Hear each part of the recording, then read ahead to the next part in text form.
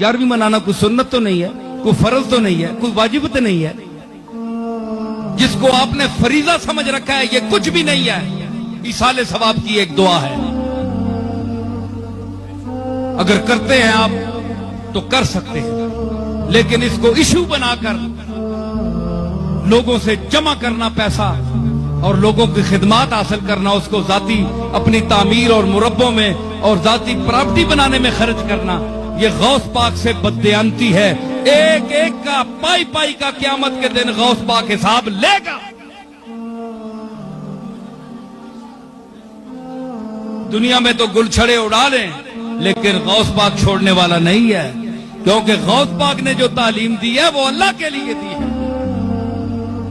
इसलिए उसकी तालीम को आम करो, फिर अगर तुम्हें कोई दे तो तुम अच्छे भी लगते।